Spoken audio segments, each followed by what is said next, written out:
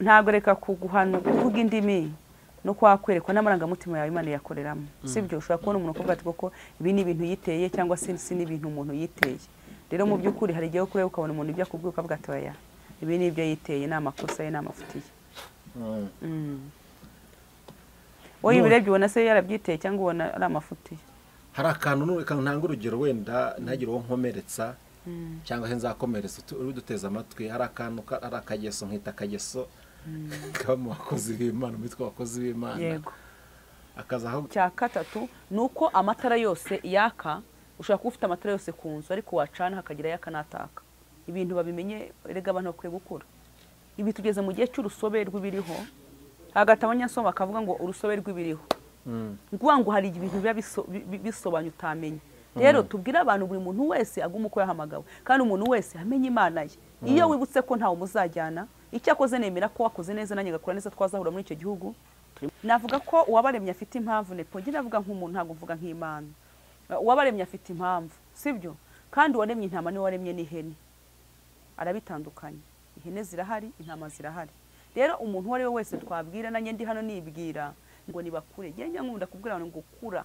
kurumenye nugendana mu Debora ukabona ntago ibyo ari byiza muko Imana gusobanuriye cyangwa akaguhishurira uko iyo wegereye Imana ibasha kuguhishurira ikanakwereka byinshi utabasha kwa niyo mpamvu nibo mbwira ngo abantu ngo wo kutinza amaso mu isi iyo utindije amaso mu isi ushobora kubona ibyo nepa akoze bikakuyobera utindije amaso mu isi ushobora kubona ibyo Didi yakora bikakuyobera utindije amaso mu isi ushobora kubona ibyo pastor runaka akoze bikakuyobera ariko udatindije amaso mu isi ukavuga ngo nge nta muntu tuzajyana nta no twigeze tuzana ndakomeje gahunda guterana nuguhuza imbaraga no kubwirizanya ibyigisho nkuko abanyeshuri bajya mu ishuri bakajya kwiga sibyo hari icyo wawuzi yena ngiye ntashobora kubanza ariko iyo twahuye hari icyo tumenyana aho kuvuga ngo umuntu ngo azivumbura ngo ngiye ngo nago nzaterana ngiye dufite ikibazo cy'abantu b'inzererezi ugasanga umuntu ashumbwa n'abapasiteri 30 mu myaka yenda 5 urumva kushumbwa n'abapasiteri 30 mu myaka 5 ufite imyumvire iteye ubwoba kuki hambere yahavuye byatewe urumva ashaka ko ari imyumvire ye ashaka kuba ashaka ibyirari ashaka ko bamuhanura ibyirari rye bashaka kuko twajya gatondo ukabona ushumbye umuntu wamubwira ikintu ukabona rirakaje ukumva icyo nshaka kuvuga ngo ubwa mbere yenda umunyarwanda yenda n'umunyarwandakazi ikindi cya kabiri icyo nshatse kugira ngo nongere nsobanure niko hari ikintu kitoya abantu bajya bibeshyaho ari nayo mpamvu abantu babikora yenda bakumva ko ari nkana cyangwa se abantu bakababazwa nuko abantu ngo barimo batucisha umurimo w'Imana nepo nemera ko ngewe nakoze nabi nemera ko ari nge umugayo wabaho ariko Imana ntabwo igigira umugayo ishobora gukosa nabi igagurutsa Didi agakora neza igaguruka Chantal agakora neza rero ntekereza ko ngiye gukorera Imana neza ni inyungu zanjye sibyo gukorera Imana neza ni inyungu zanjye ugatuvuga ngo urasa ntiyari umukozi w'Imana ngo ngiye kugira ngo nsenge nkuriya ngo nabireka no wisenga nka runaka wisenga nka runaka kugira ngo ubireke senga nkawe korera nkawe Imana senga nkawe bwiriza nkawe wibwiriza nka runaka genda kuri no sugira ibyo utegura nkawe witegura nka runaka yego ariko wisenga nka runaka wirebera kuri runaka yego ibyo biri kureba umuntu wamenye Imana hari undi turi kubwiza utaramenya Imana ushaka kuza nta muntu afite w'ikitegerezo ni wowe areba amaso arareba imbuto zawe areba uko witwara wowe uri kayi asoma uri gitabo ari gusoma kugira ngo amenye inzira agomba kugenda ntabwo turi kureba wa wundi wamaze kugera mu nzima wamaze kugira ibyo amenye wowe wabaye igitabo hari abantu ugomba kuyobora bakagera cyangwa se bagasubira inyuma none urwego ahantu ugeze wabaye igikuta uri kunyumva bwiza ikibazo gihari turimo turakorera mu mwuka w'ubwoba murakubaza ikintu kavuga ngo reka ntakivuga ndahamya ko Imana ishoboye byose ndahamya ko Imana yo ikoreye neza rire guhamagaye iragutunga gutungira n'abawe sibyo ni Imana ishoboye byose na hahandi wagiye gukora akazi gasanzwe ni Imana mugendana niyiguha niye itumuronka yego sibyo yego ni itumuronka ni Imana ishoboye byose rero nshobora kuba nicaye ngafata umwanya 30 ngasengera umuntu nshobora gufata 30 nkagira inama umuntu uko mbyumva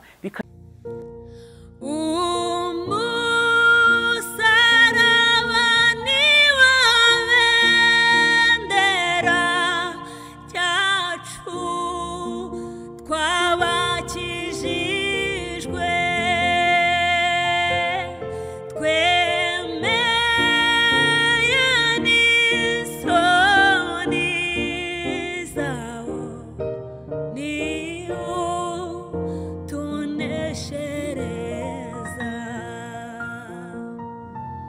reka nizere ko mumeze neza kandi muri amahoro mwese mudukunda kandi mugakurikira ibiganiro byose bica ku Musaraba TV. Reka tuvuge ngo ineza y'Imana nibane namwe kandi umugisha w'Imana ubonye ndetse n'abanyu bose. Hafi na kure rero mu bice bitandukanye by'isi, amajyaruguru, amajyepfo, iburasirazuba ndetse n'uburengera bwaryo.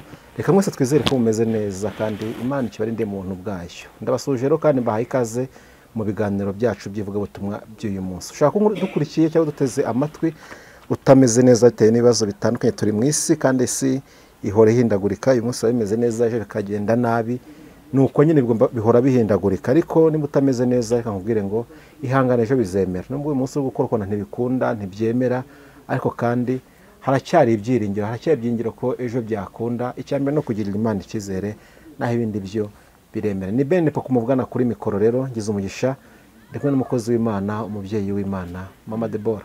Karameni. Uraho? Uraho neza. Meze neza. Ndashima Imana. Ukuntu witonze mama. Nibisanzwe ariko siko nsanzwe nitonda. Nagira ngo witonze uyu munsi. Nawe ni kubizi se? Oya, ubizi ute ahubwo? Ubizi ute? Ntago mbizi ibyo nzi nyine, nsanzwe nzi ko nitonda. Hajya buri muntu witonda arabimenya cyangwa abigirwa n'abandi? Nzabanza nihamirize. Urihamiriza ko witonda? Cyane. Ubuse nk'ubimwe ngo kutitonda? Ubwo nyine byaba ari ibye, ariko njye Wahita ujya kwihana? Oya, ntago nakihana Wahita kandi wisuzuma? mbizi ko nitonda. Njye ntabyo nkuziho. Ntacyo. Ntago byatuma ntakomeza urugendo. Ariko mu rugendo bajya babonekamo ibicantege, umuntu cyahita cy'igicantege nshya. Cyane rwose, nawe ubwo nyine nose numva ko ukimpa y'icyo umugoroba. Oya, turi kuganira kandi mu bituranga tugomba kuganira. Yego. Umeze neza ariko? Ndashima Imana. No kuri iki minsi. Ndaho ndashima Uwiteka. Ubugingo bumeze bute? Umeze neza. Nabwo bumeze neza nta kibazo. Yego. Madebo, twishimiye kubana nawe rero mu gihe kinini twari tumeze tutabonana, ariko kandi twishimiye kongera kubana nawe. Urakoze cyane. Ndabona ko ikintu bita igikoma kiri kukuyoboka. Yego, Imana ishimwe. Nawe ubyiziho. Igikoma kiri kuyoboka, akasura kameze neza, umeze neza. Batwandikiye muri komenti uyu mubyeyi arakeye. Ntabwo ubusanzwe ariko ngiye ngira isura mbi. Ahubwo se wisiga iki? Ntacyo n'amavuta y'Imana. Ushobora kuba gukorera Imana ukanyurwa, bituma usa neza. Ushobora gusa neza utisize. Riri? Hari igihe nageze gusa nabi, isura irahombana. Hari habaye iki? Wakoraga ibyaha? Nari ndi mu ishuri. Kandi uvuze ko gukorera Imana bituma umuntu acya. Gukora Imana ntabwo byatuma utajya kwiga ishuri. Bari ndi mu ishuri ry'Imana ry'uko umuntu agomba kunanuka, akazongera akabyibuha. Ndashobora. Ese iryo shuri ry'Imana muhora mutubwira rijyamo umuntu umeze ute? Rijyamo umuntu Imana ashaka kwigisha. Imana nyine yigisha abantu bameze ishingiye ku ki? Ikwigisha ishaka kuzigisha. Yigisha abantu bose cyangwa igira ngo bantu? Rega umuntu wese ariga, ahubwo ikibazo niko umuntu adashobora, abantu badafata kimwe. Ariko ubwe nta muntu utiga. Abwirwa n'iki ko ari kwiga? Ari ibimenyetso. Umuntu we yarabimenya.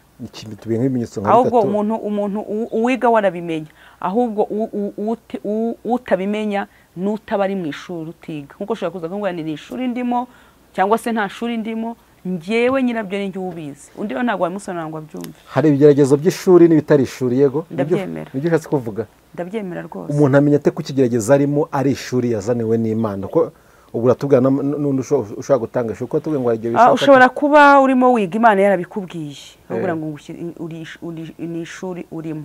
Ariko ushobora no kuba uri mu bibazo ari wowe ubyiteye. Nabyo nyirabyo ababizi. Ubwo iteka ryose ikintu bita ishuri aba ari ibigeragezo. Aba ari ibigeragezo. Yego, ntabwo bimeze neza nepo. Ntabwo nakubeshya ngo bimeze neza. Nese ndi kwibaza ikibazo n'umuntu duteze amatwi ashaka kwibaza, kuki Imana igerageza umuntu kubera iki kandi Imana ivuga ko ari urukundo, ikemera ko umuntu ajya mu bibazo bishaka kugera ku ki? Ese umwana we ko yiga ntarabana bagira ubumenyi nyine, ariko ntago natwe rero Imana ibikwigisha kugira ngo ugire ubumenyi, ugire ibyo wiga. Nyine niba nakubaje ni abantu bose bajya muri iryo shuri cyangwa hari abantu barijyamo? Nicyo utansubije. Hari abantu barijyamo, hari n'abatarijyamo. Biterwa n'iki Imana igushakaho, n'icyo ushaka kuzaba cyo. Ibyo ndabyemera. Mu ishuri wize Imana yakwigisha, icyo wakuyemo ni iki? Uri iki? Uri iki uyu munsi? Uri iki kuva ishuri wize igihe wari uhombanye? Uyu munsi warahombanutse. Yego. Ariko uranyise kweli. Nako nta mategeko. Nakujyana muri RIB ko ntutse. hanyuma yo kurangiza ishuri uyu munsi uri iki? Uyu munsi uri iki? uyu munsi ndabyibushye nyine wambajije ngo urabona atabyiwe ndavuganire kambiye harige naho umuntu twicanye ari kubira ariko ntukarahira izina rya data wa twese mu bintu nk'ibyo ibyo se ni ibinyoma. Oya ntabwo ndahe mu binyoma ndi kumwe n'umushumba ntabwo nabitinyuka ntabwo nabihangara. Nende kukoza nyine hanyuma kuva mu ishuri uyu munsi uri iki nyine bimeze bite? Iyo umuntu avuye mu ishuri ry'isi yabonye diplome ashobora kubona akazi kaba meya kaba runaka cyangwa uwundi wenyine ubundi uwundi we haramufasha buri munsi. Munsi niyo yabaje Imana ngo nzavuge kuri no uzavuge ko ndi uwundi we. Nyine nge nimeze gutya ntabwo ntungeranye n'Imana. Ngeranye n'Imana utankubitisha Imana siyo kuri nta cyangwa. Mama Deborah katugushimire cyane Imana igumisha nuko twinjira mu kiganiro rero nshuti bavanye mu duteze amatwi muri kano kanya. Ni Mama Deborah tugiye kuganira muri kano kanya mu biganiro bye bitandukanye by'impuguro tujya tuganira ariko kandi bifasha abantu kugira ngo bigire aho bibavanije naho bageza ariko kandi dutanga n'impuguro ku bantu baba batitwara neza. Uyu ni umubyeyi Imana yatanze kugira ngo ajya nahagura n'abantu saba agiye gusa n'ingeri zose ajya zivugwa. Tugiye kwa namwe mu kiganiro rero kora subscribe kujya tujya tubana umunsi ku munsi. Ikindi wihangane urangiza ikiganiro cyose kandi umuntu gikunze ugisangize n'inshuti zawe zose. Reka tuseme Mama Deborah asenga Imana dukomeze. Mana yacu mu izina rya Yesu, izina rikomeye rifite imbaraga, izina rifite ubutwari, imfura mu bazutse inyangamugayo, mugo wo kwizerwa no kwiringirwa tugwaye icyubera kuko ugikwiriye. Turatuye ngo amavi yose agupfukanimire indimi zature kuri weru umugizi wa neza iminsi yose.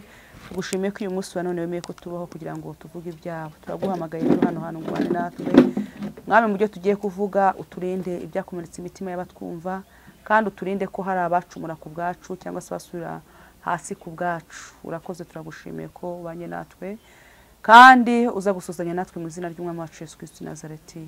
Amen. Amen. Amen. Mama Deborah urakoze cyane ku isengesho ryiza wadusengeye. Urakoze. Ngende kubaza mu kanya twari turi ku bintu by'ishuri Imana yigisha abantu tuvuga ko nyamara Imana yigisha ariko se nkibaza igihe cyose n'Imana yigisha cyangwa hari umuntu tubona mugeze ko mbahuye ko umusengere ndi mu bigeragezo ariko twebwe tuterekwa tujya tutadishurirwa twarebesha aya maso yacu aya ngaya uri kureba nkabona ngashaka ibigeza nkabona n'amafuti ye. Yego birashoboka niwe wabyijyanye ariko akabukosa ngatuzunze ngo ibigegezo byaranyishe. Oya birashoboka ushobora kuba koko hari igihe wifungurira amarembo kandi uravuze ngo hari igihe uterekwa ntabwo reka kuguhana kuvuga indimi no kwakwerekwa n'amarangamutima yawe Imana yakoreramo. Sibyo ushobora kubona umuntu kuvuga ati koko ibi ni ibintu yiteye cyangwa se ni ibintu umuntu yiteye. Rero mu by'ukuri hari igihe kureba ukabona umuntu ibyo akubwiye ukavuga ati oya ibi ni ibyo yiteye n'amakosa ye n'amafuti ye. Wowe ibirebye ubona se yarabyiteye cyangwa ubona ari amafuti ye? Hari akantu ntanga urugero wenda ntagire uwo nkomeretsa cyangwa se nzakomeretsa uri duteza amatwi. Hari akantu ari akageso nkita akageso kaba mu bakozi b'Imana mitwa abakozi b'Imana. Yego. Akaza ahubwo ati nyamara njyewe ntago nje nemeye kujya nkora nakazi nemeye gukora. Wamushakira n'akazi ati ntago nagakora. Imana ntago nyemerera. Ejo ugasanga inzara iramwishe. Ati nge ndi mu kigezo cy'inzara. Ntabwo kandi muzima afite ubwenge buzima yakora. Ibigeragezo bizanwa n'Imana cyane n'ibyashuri. Umuntu wese mu kazi kuko ntekereza ko urimo ukorera Imana hari ibimenyetso bikwereka ko ukora Imana yakubujije ko ugomba kuyikorera kandi nyine wayikorera ntabwo wakicwa n'inzara. Si byose ni Imana ishoboye byose. Ni Imana ukorera ntiwikorera amaboko. Rero kandi cyangwa se ukanga gukora ukavuga ngo ni Imana. Umuntu wese ababizi ubuzi neza ko Imana yaguhamagaye yaguhamagara nagutunga inagwa n'ibimenyetso bikwereka ko yaguhamagaye uko niyo kwizera icyo cyo ndagihagararaho. Hari n'igihe rero ushobora kubuvuga ngo abantu bose ntabwo Imana yabujije gukora kandi nabwo iyo uri mu murimo w'Imana nabwo gukora. None se ubundi ikintu nibaza Imana igibuza gukora? Oya ntabwo ibuza umuntu gukora. Yamuhaye amaboko kugira ngo dukore duhubwanye kugira ngo kandi haravuga none se abavuga ko Imana yabujije gukora tubyita ubwo no kubera iki? Ubwo ni umuntu wese ku giti cye burafite ubusobanuro bwo utamubaza. Ko mu minsi mike soma Bibiliya harimo ngo umukiranutsi ngo azabeshwaho n'imirimo y'amaboko ye. Igihe jambo ryo bakeya riba bake. Oya rirareba bose. Igihe cyose n'ubundi mu kazi. N'ubundi mu kazi. Kandi ngomba guhemberwa. Nande? Na boss nkorera Imana ishobora byose. Ryari? Kandi nawe ushobora gukora muza mukampemba. Nzagwemba ryari? Nanone aho kwizera kurarema kurarema neza ko cyo ushaka gupinga rega nkubwiza ikibazo gihari turimo turakora mu mwuka w'ubwoba murakubaza ikintu kavuga ngo reka ntakivuga ndahamya ko Imana ishoboye byose ndahamya ko Imana yo ikoreye neza rero yaguhamagaye iragutunga gutungira n'abawe sibyo ni Imana ishoboye byose na hahandi wagiye gukora akazi gasanzwe ni Imana mugendana niyiguha niye itumuronka yego sibyo cyako cyo yego ni itumuronka ni Imana ishoboye byose rero nshobora kuba nicaye ngafata umwanya 30 ngasengera umuntu nshobora gufata 30 nkagira inama umuntu uko mbyumva bikagira umumaro Imana yabireba ikishima yego ibyo ndacyo kwa nanjye ndabyemera nemera yuko umuntu wese wakoreye Imana ntago yagenda ngo mara amasigi mu Mana bwe gigira uko bigenza ibyo ndabyemera cyane ariko tuba turi no kugana mbariza n'abandi yego sibyo se ntukajye kure aya kwa iki saravuze ngo ngiye kure Mama Deborah uri umukozi w'Imana Imana yaguhamagaye Imana yagutoranije uri gukora Imana muri no misi mu gihe navuga ngo mu gihe kigoranye yego cyangwa se kiruhije mu gihe cy'umugoroba mu minsi ya mbere twajyaga tubona abantu bakavuga ati abantu b'abagabo barabivangavanze ariko hagana n'umugabo rimwe n'imwe wareba n'uburyo abikora ugasanga afite n'ishinge n'ubwo yabivanga ugasanga afite n'ishingiro yavanga ibyaha nta shingiro ufite ryo gukorera Imana ndaje ndakubwira turi kuganira ariko iby'abagabo uyu munsi bitwaga ngo abagabo bavuga ubutumwa ngo nabateka mutwe abagabo bahanuzi baratubura uyu munsi ibyo ngibyo biri ku bagore uburanzanye nese ari umurimo mu bintu bishe umurimo w'Imana muri no misi mu bantu batukisha izina ry'Imana n'abantu bita abagore kubera iki igisubizo ko ndibuze kukiburire ndibuze kuri igisubizo kandi ariko kitari gihe ahubwo atari ngombwa ara ndatekereza ko igihe cyose ku kibazo ka byagushije abantu bandise byagushije nanjye ndimo hari wakugushije se nanjye se ubwo mbikoje ntaguye ubwo ufite impamvu waguye ubwo ufite impamvu wiri wingiye icyo twabwira abantu niko umuntu adakwiye kwiringira undi sibyo ntago rero kuvuga ngo abagabo ari abatekamitwe kandi ni imirimo mike abagabo bakora n'abagore abagabo bashaka gushobora abagore badashobora gushobora reka mvuge wowe nta muntu uri kutwumva hari ibintu umugabo ashobora gukora ukavuga uti nawe basi wenda nubwo akoze yari afite n'inshingano zo gutunga urugo oya nta mpamvu nimwe zo kuremuka gutunga urugo kuki abagore mwamuhagaze mu mwanya mwiza mwebwe ifitani mwafashwe ryari mwafashwe mute mbona bafite igihe bafatiwe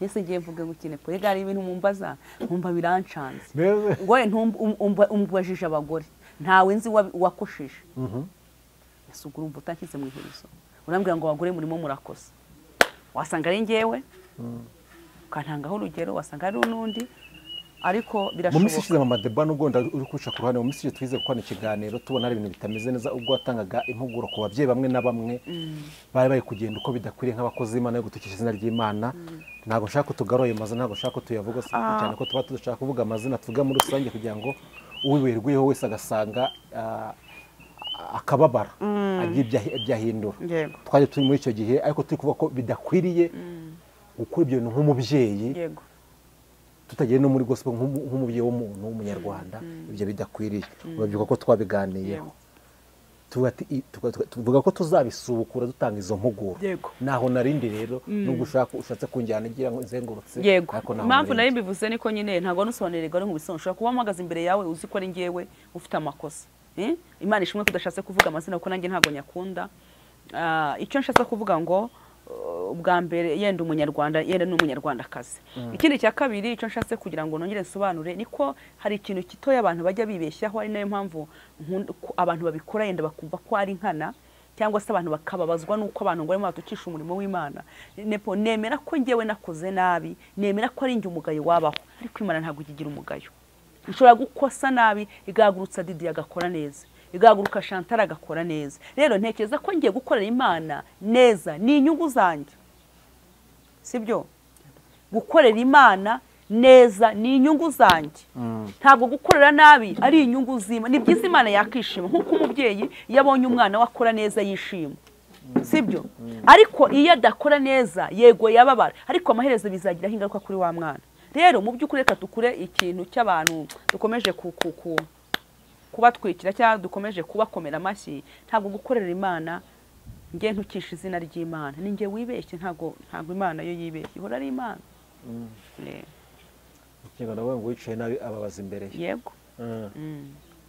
None se yego ndibyo ni inyungu zanjye, ariko kandi hari icyo byinshi, hari nawe bibujije kwinjira, hari nawe bibujije kwinjira. Hari ijambo ry'avuga ngo turitabaza rimurikira abandi.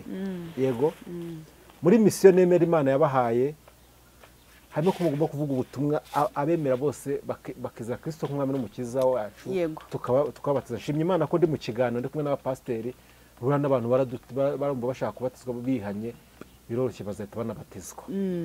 Kuko biri muri misiyo Imana yabahaye, mugende muvuge ubutumwa, mugende mu mahanga yose, abantu bazemera bazabatizwa. None se ko wahawe iyo misiyo, abantu bagomba kukureho kugira ngo bizere Kristo, kuko Kristo yaragiye ntabwo akiri hano, yaragiye agusiga no kugira ngo umuhagararire. Icyakora cyo akohereza umwuka wari uzabigufashamo. Yego. None nk'umuntu yasize abantu twamenye yuko uhagarariye Kristo mu isi, ambasaderi, kandi tuzi ambasaderi mwiza ukuntu yitwara, nimwe mujye mubiririmba ngo ambasaderi mwiza ukuntu ajya yitwara. None ukoze ibyo bintu, none utangiye kutubwira ngo uri kwihemukira ubwawe, kuko tumva ko hari abandi bantu uri guhemukira bakamenye Kristo wabereye uruzitiro cyangwa se abereye igikuta. Icyambere navuga no kwihemukira, igihe cy'ingenzi cyane gikomeye gifite agaciro no umuntu abanje kwihemukira. Ikindi mbwira abantu, umwambasaderi mwiza ahagararira igihugu cye icyamutumye, navuga ko ari ijuru ryadutumye. Ikindi cya gatatu ni uko amatara yose yaka, ushobora kuba ufite amatara yose ku nzu ariko wacana hakagira yaka n'ataka. Ibintu babimenye, erega abantu bakwiye gukura.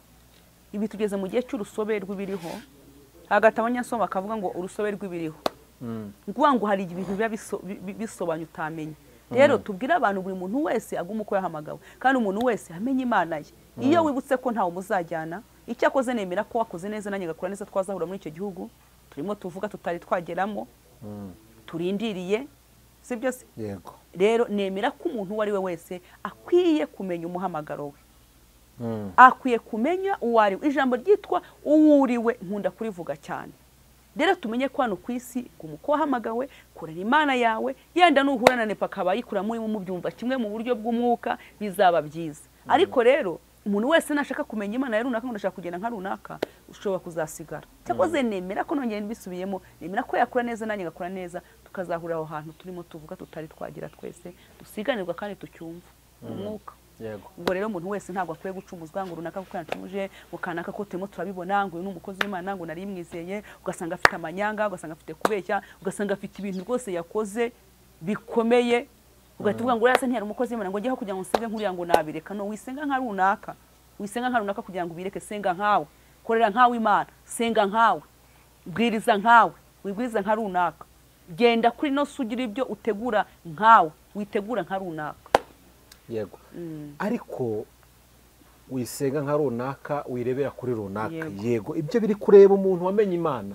Hari undi turi kubwiza utaramenya Imana ushaka kuza, nta muntu afite w'icyitegererezo, ni wowe areba amaso, arareba imbuto zawe, areba uko witwara. Wowe uri kayi asoma, uri gitabo ari gusoma kugira ngo amenye inzira agomba kugenda. Ntabwo turi kureba wa wundi wamaze kugera mu nzima, wamaze kugira ibyo amenye. Wowe wabaye igitabo, hari abantu ugomba kuyobora bakagera cyangwa se bagasubira inyuma. None urwego ahantu ugeze wabaye igikuta. Uri kunyumva? Umuntu kandi wagomba mu cyo gikuta hagomba kubonekamo inzira kugira ngo abantu bagere hararuguru. None waje uhagara mu gikuta, ubuza abantu kugenda. Wanyumvishe? Kandi bashaka kugenda. Aba bantu bashaka kugenda ntago bari bagera hariya. Abo tuvuzeho ni abantu bageze, bazi ukuntu hameze, bazi n'inzira bayigenzemo. Bayigenzemo wenda basubira inyuma, ibyo ndabyumva. Wenda bagezeyo barimo hagati, ibyo ndabyumva. Ariko hari umuntu utaragerayo, icyakora wumvishe ko hashobora kuba haryoshye. Siko bimeze? Unyumve neza ahantu tugenda neza. Kandi ndashaka ko gifasha abantu. None uyu muntu yaje ahagarara hano mu muryango, ndi kuvuga nti babandi bashaka kugenda batazi nacwa, bavuga ati kugira ngo amakuru y'ahari ahantu turiyabwirwa na mama Debora. Nta handi tuyateze, kuko batubwiye yuko ariwe muntu uhagarariye Imana mu isi, na ambasaderi w'ijuru, ni umukristo. Tujya tubona afite Bibiliya, ajya gusenga, tubona ahuza agatambaro mu mutwe, dushingiye kuri ibyo ngibyo, ni umukristo. Yego. abo nta bindi bintu bazi. Niba abandi Yesu yadutumyeho mbatumye hagati y'amasega aryana, niba abandi bari aho ngo Yesu yadutumyeho ndimo tugomba guhindura intama. None baraje bageze hano basanze mama Debora ameze gutya, basanze kureba ikijisho, basanze afunze ngume, basanze ari gukora deliverance ukuntu, kandi bari bazi ko biba handi basize bari kwimuka, uri kunyumva, basanze atangiye gufata gutya, kandi bari bazi ko bisize hahandi bari basubiye ubaye ikibazo. Kuki wumva ko urumva udahemukiye abo bantu? Ntago ahantu ntarumva, ntago ndi kumva yuko nukora ibyo ngibyo uri kuhemukira ubwawe wenyine. Ndi kubaza bari abantu urumva badahemukiye, utari kubahemukira. Navuga ko uwabaremye afite impamvu nepo, ngira navuga nk'umuntu, ntago mvuga nk'Imana. Uwabaremye afite impamvu, sibyo? Kandi uwaremye intama ni waremye n'ihene, arabitandukanye. Ihene zirahari, intama zirahari. Rero umuntu wari we wese twabwira, nanjye ndi hano nibwira, nanjye nahereye mvuga ngo wikurikiza wiba nka runaka, wiba nka mama Debora, sibyo? Nepo erega n'abantu nabo barirengagiza. Niba wowe ufite gahunda yo gukizwa, wikirizwa muri njyewe. Ni byiza ko navuga ubutumwa ukizera, ariko ntago ndi Imana. Niyo mpamvu abantu mbonye bacuma. Ariko urayihagarariye. Ndayihagarariye ko nshobora ko ndi umuntu. Ushobora kurega Nepo. Ariko ubundi iyo wavuze ambasaderi wumva iki? Nepo reka tubanze tubwira abantu. Reka tubwira abantu tubabwire ngo kuvuga Imana ni kimwe no kwitunga ni ikindi. Umuntu ashobora kuvuga Imana ariko atayitunze. Abantu babisobanukirwe rega. Erega kandi muri nabisi nta muntu ukwiye kuba umwana. Ubwo tureke ibintu bipfapfane, tureke abantu bakora ibyo bako bishakiye. Hanyuma se Nepo reka tugarigare tubihanga. Ahubwo reka twe dusenge dusenge oya reka dusenge uko ntacyo wakora. Igihe hari abantu reka nkubwize ukuri. Iyo uri ahantu udakenewe uhahura n'ibikomere bikomeye cyane. Hari abantu nabonye barimo bavuze amagambo menshi, batinze ku bakozi b'Imana, uyakora n'imyuka mibi, uyu nguyu yaracishije, ibyo ni ibintu abantu bakeneye gukora. Giye unkurikira, sinshaka kuvuga ngo abantu nkurikire banyemere. Giye unkurikira cyangwa uwo mbwiye hano muri kano kamwanya uzara kino kiganiro nakure. Ashishoze yegera Imana. Ni byiza kuzarona runaka akagufasha, ariko ni byiza kushyira akawe. Sibyo Nepo? Dufite leta yadushyira abashinzwe umutekano. Bararabazenguruka mu makaritsiye batureberera. Ariko nawe ubwawe, sibyo? Nawe ubwawe wishyiriraho umutekano wawe mu rugo rwawe. Ukavuga ati ndaryama amasaha naya, nanjye nkanguke nzenguruka urugo rwanjye. Nubwo ari abashinzwe umutekano leta yaduhaye, ariko nanjye mu rugo rwanjye ndabishyiraho iki umutekano. Niyo ari cyo nabwira abantu bo kurebera mu bandi. Wowe gumukwahamaga nugendera mu Debora ukora nta mbuto nziza kwerera, ukabona ko arimo nakubwira ibihonye n'ijambo nkuko ari mu bimbwira. Komeza ibyo ndabyumva cyane. Ariko hari akantu uvuze ngo abantu batinze ku bakozi b'Imana, bamwe bajya gucisha, nibyo koko baracishije, sibyo? Nta nubwo turi kubatindaho. Intego ya kino kiganiro ni iyi ngiyi. Ndi gushyigikira misiyo yanyu mu isi. Imana yabatumye, ndi kubashyigikira kugira ngo mutazagerwaho n'urubanza namwe. Ariko kandi ikindi kuvuga ngo bariya bantu dushaka kugira ngo bamenye Kristo, ko hari ibintu byapfuye hagati mu nzira, kandi byagomba kuba umuyoboro muzima. Twe twibwire bari abantu tubabwiriza ubutumwa gute kugira ngo nibagera kuri ibyo bintu tubateguze ko hari ibyo bazabona bihanura, byerekwa, bigira gute. Tubabwire tuti nimugera ku muntu mukabona ameze gutya, nicyo ndi gushaka, niyo ntego y'ikiganiro. Muzitware gutya. Uri niyo ntego ndi gushaka. Yego nusanga ubeshya, Yesu se nevuze ngo muzabenya ku mbuto za erega abantu. Iyo umuntu ushaka kujijwa muri ibi bintu by'Imana nudasoma ijambo ry'Imana. Isoma ijambo ry'Imana, ijambo ry'Imana niryo ryera, ijambo ry'Imana n'ukuri, ijambo ry'Imana n'umuyoboro mwiza. Iyo usomye ijambo ry'Imana ntabwo ushobora no kuyoba, kandi nubwo utakumva ubuhanuzi baguhanura Nepo, iyo usomye ijambo ry'Imana rimenye uko rikuyobora. Cyo twabwira abantu rero niko twabwira abantu ngo nibakure. Njye nkunda kubwira abantu ngo kura kurumenye nugendana mu Debora ukabona ntabwo ibyo ari byiza nk'uko Imana gusobanuriye cyangwa akaguhishurira, uko iyo wegereye Imana ibasha kuguhishurira ikanakureka byinshi utabasha kubona. Niyo mpamvu niba mbwira ngo abantu ngo wowe kutinza amaso mu isi, iyo utindije amaso mu isi ushobora kubona ibyo Nepo akoze bikakuyobera. Utindije amaso mu isi ushobora kubona ibyo Didi yakora bikakuyobera. Utindije amaso mu isi ushobora kubona ibyo pastor runaka akoze bikakuyobera. Ariko udatindije amaso mu isi ukavuga ngo ngiye nta muntu tuzajyana, nta n'uwo twigeze tuzana, ndakomeje gahunda. Yani nicyo gisubizo mfite. Naho kuvuga rero ngo uririrwa usenya umuntu, uririrwa uvuga runaka uratinze, ntacyo tuzamenyera ku mbuto zabo. Nge nagendanye nawe nkabona umunyeshyari kuko Imana ishobora kunyerekaho, nkabona urambeshyera, nkabona ufite ikindi kintu kitahonyije n'imyumvire yanjye n'imyizere yanjye, nakomeza gahunda. Uyu munsi no umuntu uri hariya hanze utaramenya Kristo, nta muntu utazi Imana Nepo. Tukinasuye muri rega ibi bintu nimukomeza iyo udakeneye inyungu zawe cyangwa ukenera inyungu zo mu isi uzukorera, ntago ubwira umuntu ngo ntago uzi Imana. Nta muntu utazi Imana usibye kwisinzira. oya mva nkubwire twese tuzi Imana ariko tuzi uburyo bitandukanye. Twagize ikibazo tujya mu madini, amadini atwigisha gukunda idini, ntiyatwigisha gukunda Kristo. Ninde waje utakugira guzi ahubwo baze bakonomekamo bakabwiriza ubutumwa kubwira ari ryabo bashaka, ariko baje bavuga Kristo. Nyine baje batwigisha Kristo urimo ko tubabonamo Kristo. Ejo tubona bari gukora deliverance bakuramo abagore imyenda. Bigusha benshi kubera yuko batwigishije nabi, bigishije abantu nabi. Abantu bigishijwe Imana ndabiza bose bazi Imana, ariko uburyo bazi Imana tujya tubona comment hano zitandukanye. Umuntu avuga ngo nibwo bwa mbere menye ukuri, kandi ukumva afite imyaka 50. Ntabwo ukuri yaguharaniye ngo akumenye, ntabwo ukuri yaguharaniye ngo akumenye, ntabwo ukuri yaguharaniye ngo akumenye, ahubwo hari ibindi yashakaga kumenya. Kuko iyo ushaka kumenya ukuri uraguharanira kwagushakisha. Nyine hari ibindi nk'ubu hari ibintu nimba nageze mu idini reka nitanga urugero, ariko siko bimeze. Ushobora kuba nageze mu idini uwo nahuye nawe, ubu twari tuzi yuko umuntu ushaka umugisha wese, nimba ufite amasambu yugurisha imwe kugira ngo ubone umugisha, izo nyigisho zimaze igihe zigishaho. Nimba ushaka umugisha zana ituro riremereye. Abantu bakora gutyo tuzi ko umugisha ahubwo uvuga ngo ibyo byose ariko no gutanga bihesha umugisha. Oya ariko hari uburyo babitwigishijemo. Uyu munsi ubwo wanyu niwe bigishije nabi, bakoresheje nabi. Uyu munsi hari abantu azi ko gutura bishobora kuba bitanga umugisha, ariko kubera ibikomere yahuriyemo nabyo n'ibyo yaboneyemo nabyo n'ibihombo byamuteje, akaba adashobora no gufata igice cya senkani ngo giture mu kigo, kuko ubwo ari kubona ko bitera inyatsi bitewe n'ibyo yigishijwe, nyuma agasanga suko. Ubwo se niwe yarahuye n'umwigisha abantu ntabwo ntabwo bigisha kimwe. Niwe yarahuye n'uwigishije nabi, ibyo ngibyo ntabwo abantu bose ariko bigisha nabi. Ngavuga umuntu wakoranye, Dawidi yagize amahirwe akorana na Samweli, amutoza inzira nziza, ariko wakoranye na Sawuli. Ibyo birashoboka, ubwo ni umwaka. Abantu ntibahurira hariya zameze kimwe, bose se ntibazi Imana. Nuko wabyuka mu gihe nkuko wagira inshuti nziza ngiye nkagira imwe. Sawuli ni umwami na Dawidi. Nuko wagendera mu kigare kibi, ariko ngiye nanjye nkagendera mu kigare cyiza. Birashoboka ko abantu begeranye. Ubundi kigare ni iki? Kigare ni abantu baba bahuye ari benshi, ariko bakagira ingeso zitandukanye, hakagira ingeso irusha indi imbaraga. Wimbwira ko abantu bose bazi Imana, kuko Sawuli yari umwami na Dawidi yari umwami, kandi bose bafite Imana. Azi ko yamuremye Nepo, ushaka kugira ngo tujye tubwira abantu ubutumwa bwiza bwo kubakomera amashyi, bwo kubabwira ntiwahindushe ngo ngiye ngo ndaguye, ngo nahuye na runaka ngo ngiye ngo naguye. Hari igihe uhura n'umuntu ukabona ni umutesi, ngo ngiye ngo nahuye na runaka ngo naguye, ngo ibyo amaturo yanyu ngo ndabiretse.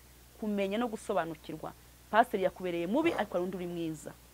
Nkuko twese tudasa, hari inzobe hari n'igikara, tujye tubwira abantu bakure. Ntago rero kumva ko runaka yagutetseho imitwe, abantu bagomba kumenya ubwenge. Niba ngiye mama Debora tubanye ukwezi amezi 3, ugomba kumenya ukansobanukirwa, ukamenya icyo nanga n'icyo nkunda, ukamenya ko niba ndi umukozi w'Imana ndimo nkwinjija mu bwami, ndimo nkubwira kugira ngo dufatanye mu bwami bw'Imana. Naho kuba umuntu wese atazi Imana, azi ko Imana iriho kandi yamuremye. Birahagije. Ubwo ngiye niko mbifata. Azi ko Imana iriho kandi yamuremye. Kumenya ko Imana iriho kandi yamuremye birahagije. Birahagije kugira ngo ukore ibyiza. Iyo ujya mu idini ugiye kwenda iki? Iyo ugiye mu idini ugiye gufatanya n'abandi urugendo. Antiza imbaraga nanjye mutiza imbaraga. Kuko numbwira gucyo hari umuntu adutega amatwi atavuga ati okay, Imana bizi ko yandemye ndanayemera, sinzasura kujya nteranira na hamwe. Icyo kizanjyana mu ijuru nuvuga gucyo. Guterana nese agize ngo guterana niko kukuzakujyana mu ijuru. Bimaze iki nyenyo bimaze iki? Guterana ni uguhuza imbaraga. Guhuza imbaraga, sibyo? Urumva? Wanyumvise? Cyahubwo yemindukire nkubaze. Guterana ni uguhuza imbaraga no kubwirizanya ibyigisho, nkuko abanyeshuri bajya mu ishuri bakajya kwiga, sibyo? Hari icyo wowe uzi yena ngiye ntashobora kubanza, ariko iyo twahuye hari icyo tumenyana. Aho kuvuga ngo umuntu ngo azivumbura ngo ngiye ngo nago nzaterana, reka mujye mureka kurirwa. Nyine tumenye iki kiruta yuko tumenye yuko Imana, tumenye ko Imana yaturemye, tuzi ko Imana yanga icyaha, tumenye iki kirusha icyo ngicyo kiri muri iryo dini, ko benshi bari kujya mu idini bagapfiramo. Bapfiramo iki ariko? Wowe wajya hupfa? Wowe wajya hupfa wabona umuntu arimo kwigisha ibintu adafite umumaro ukajya kwirirwa ubyigisha? Insengero zafungiwe iki? Zafungiwe iki? Insengero zafungiwe iki? Zafunzwe ibituzuye kugira ngo babikore kandi zimo zirafungurwa. None wowe uzi ko barazifungiye iki? Hari aho basanze ari hatoya hadakwiriye abantu bahinjiramo, amatoilette adafite imitekano, leta yashatse ko bakora neza, basenge neza batuje bameze neza, kandi hagiye n'ibindi bikorwa bigira gute bihinduka. zafunzwe burundu bazifungiye iki? Zafunzwe burundu bazifite impamvu zafunzwe hagiye ntazi. iyo urebye usanga zari zarafunguwe kubera iki? Zizafungurwa bagufungira burundu se zari zashyizwe kubera iki? niba ari zarahamagawe n'Imana bagufungira burundu kubera iki? kuki twese twemera ko habaho Imana, twemera ko hariho Imana, twemera ko habaho Yesu, hakaba idini ry'abagatolika, iry'abaporoso, iry'abadeperi, iry'abadive, kandi bose basenga Yesu kimwe, babatizwa kimwe, bemera Imana. Ayo madini kuki ari amadini yose? Wigumura abantu wigumura abantu ngo urumva ngo umuntu umwe ngo azabireka ngo giye ngo ndetse ngo pasiteri ngo mbonye hariya ngo ndahavuye. Hari igihe dufite ikibazo cy'abantu b'inzererezi, ugasanga umuntu ashumbwa n'abapasiteri 30 mu myaka yenda 5. Urumva kushumbwa n'abapasiteri 30 mu myaka 5 ufite imyumvire iteye ubwoba. Kuki hambere yahavuye byatewe n'iki? Urumva ashaka ko ari imyumvire ye, ashaka kuba ashaka ibyirari, ashaka ko bamuhanura ibyirari rye bashaka. Kuko twajyaga tubona ukabona ushumbye umuntu wamubwira ikintu ukabona arirakaje ukumva. Kuki utashinze idini wowe? Kuki utashinze idini? Jewe kukize ntarifite, nyine ndarifite iwanjye ndabafite, mfite famiye, umva abana 7, umugabo wanjye nanjye na famiye yanjye bahagije. Sibye ko ntari mu idini ngende n'umwana nshitwe n'umushumba ushumba. Uretse kuba uri umubyeyi uri n'umuhanuzi, urabyemera ko uri umuhanuzi? Nge ndabyemera. Urabyemera? Kuko ntavuye ngo ntabyemeye kuko se nta umurega nta muntu uzanyemera. Uri mu bantu bavuze kenshi yuko Imana igiye kunyura mu nsengero kubera ibyaha biri kuhakorerwa. Ubwo wasanye ikiganiro nabivugiyemo. Twagiye ndagishyiraho video ndagifite. Ariko narumiwe rwose. Kubera ibi kuberwa mu nsengero, Imana igiye gukoropa insengero igiye kuzamo. Uri umuhanuzi wemera n'abandi bahanuzi babivuze nimba wemera uko uri umuhanuzi. Kubera iki Imana yavuze kuje mu nsengero gukoropa? Kubera iki yakoropaga ibiki? Indahari harimo umwanda. Yesu umuntu akoropa atarimo umwanda. Watewe n'iki? Kwa umwana utarimo ushaka kuza gufungura amadirishya kugira ngo bamenye amazi. Aya nepa wishaka kugira ngo bakoze Imana bagire nk'ibiryo by'abadayimoni. Hari igihe abanyamakuru reka mbabwiza ukuri kuna abanyamakuru nababonye. Hari igihe ushaka kugira ngo unamukemo abantu bo kuvuga Imana bajejwe dufite Imana. Kubisengero zarafunzwe zirimo zirafungurwa. Si byose? Kandi ariko Imana ariko anize itazafungura. Kubera iki se? Zafungurwa. Nega nta Imana yanga ariko upfa kuba ufite icyaha ukihana, nta muntu Imana yanga. Buriya ni ibintu abantu hari uvuga ngo ni ibyaha bye, ngo Imana iramuhannye, ngo Imana iramukosoye. Nta muntu n'umwe Imana iri mu gihugu cyo mu ijuru yanga. Yaturemye idukunda, ahubwo ni twebwe dufite amakosa. Kandi y'umwana dekara nuko yuko kuba warahanuye biriya bintu wari wavangiwe. Tubimenye. Mvangirwa guteze. Tumenye ko navangiwe. Ko jewe nzi no mu bantu banahanura ko ngewe iby'ubuhanuzi hano ku YouTube ntajya nze ngewe ntago njya niyemera ku YouTube ngo ndaje ndavuze nonza nkatanga ikiganiro aho nkuru ubuhanuzi twasengana, ariko cyane cyane ibintu by'ubuhanuzi kuri YouTube ntago njya ntago njya ngira ibikaka. Tujyana dusatana n'umusozo w'ikiganiro. Ngira ngo urabizi. Tujya tuganira ko kandi kuganira harimo ibintu byinshi cyane, kandi harimo nzi ko bagomba kugira n'abantu baciriramo agafatiramo n'umwanzuro. Siko bimeze se? Bafatira umwanzuro ariko kubabeshya ngo ngo baraguye nta muntu ugushundi. Korera Imana yaraguhamagaye ufite aho mwahuriye, nushaka kugenda nka runaka uzaba runaka, ariko niba wowe uzi Imana yawe yaguhamagaye ukayizera ukamenya imirimo ikora, komeza. Ariko ushaka rero gusa nkaho ubagira abana batoya ngo urumva ngo runaka yaraguye. Uwaguye ari kugomba kugwa.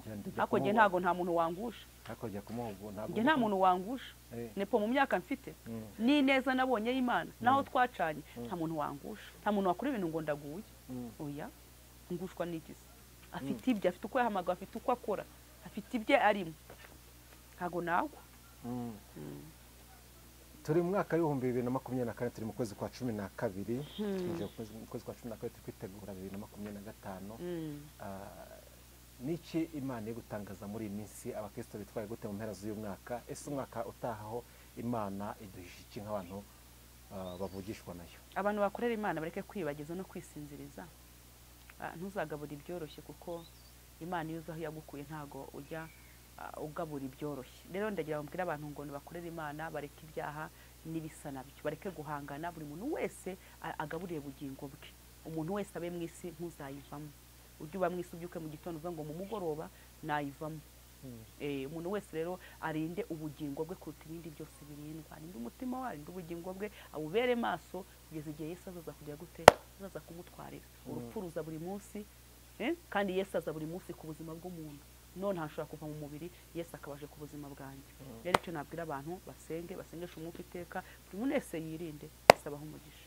bishatse kuvuga ko mu byo twakwitegura mu mpera z'uyu mwaka ari uko buri wese ashobora kubona Imana bitunguranye akaba yapfa akacaho. Yego. Ushobora no kutabona Imana wanapfuye, ushobora kubona Imana igucyuye, ushobora no kubona Imana no mu bindi bintu, umuntu wese ahora abona Imana, ariko icyo navuga ngo buri muntu wese abera ubugingo bwe. Niyo icyo nabazaga, mu mpera z'uyu mwaka habamo ibintu bitandukanye, habamo guserebura ko umwaka urangiye, turacyari mu kuno kwezi kwa 12. Abantu cyane cyane abakirisitu bitware bate? Bakristo ubundi umwambaro w'abayuda ni ukwitwara neza, basenge, ariko icyo tubwira abantu hari igihe bavuga ngo mu kwa 12 mu kwa 11 nta n'ikintu gishobora kuba mu kwa 12 no mu kwa 11 kitabaye no mu kwa 5 cyangwa kitabaye no mu kwa 6. Giye ku mukristo igihe cyose, iminsi yose irangana. Nta rero umukristo ushobora kuvuga ngo mu kwa 12 ngo urumva haba gutya. Mu kwa 12 ntago Satani asinzira cyangwa ngo akanguke. Mu kwa mbere ngo Satani asinzire, mu kwa 12 akanguke. Igihe cyose Satani ahora akora, n'igihe cyose Imana yacu ahora akora. Rero icyo navuga ni ko buri muntu wese agomba kwirinda, agasenga kandi agakora ibishimwa n'Imana. Wowe wafata umwanya gusengera umwaka utazi, tumenye ko tuzaba witwara nawe usengeye. Imana bwenge iki? Ntabwo ari ngombwa. Ubwo igihe nabitangariza mbonye ari ngombwa ko nabivuga aha ngaha, sava mbonye ko ni njyewe ibibwiye nkabibwira mu gihe, ariko ibintu byose ntabwo turi ko tuvugira kuri YouTube, ko wabwira mugenzi wawe ngo nyabona itware gutya na gutya. Ubundi hari ubuhanuzi bwo kuri YouTube igiye nyigeranya nko mu isoko, hari ubuhanuzi bwo mu isoko, ari n'ubuhanuzi bwo mu rusengero. Niyo mpamvu igihe cyose nk'abakozi b'Imana ari naho dukoze tukakuramo umugayo, hari igihe tuvuga ibintu bidakwiye kuvugirwa kuri YouTube, ukawagena mwene se ukamubwira, hari aho amabanga y'abayuda avugirwa. Rero none ahangewe ntacyo mfite cyo kuvuga. Tubwira ubuhanuzi bwo mu isoko bwo mu rusengero bwihorere, ubwo mu isoko butubwire. Ntabwo yabumpaye. Yego ibyo mu rusengero. Umadebe reka tugushimire tugane ku musozo w'ikiganiro cyacu, ariko kandi mbere yuko tugana ku musozo w'ikiganiro cyacu ndaguha iminota itarenze 2 dusoza, utubwire ko Imana ikuvuga muri ijambo ry'Imana, ubundi dusengera muri iryo jambo. Ni ijambo ravuga ugira ngo usengeremo, ubundi reka dusenge. Twabwirije dushaka kubwiriza tuhita tubwiriza, dushaka guhita dusenga, ni dushaka kuganira tuganira, no twateguye ikiganiro cyo gusenga dusenga. Yego.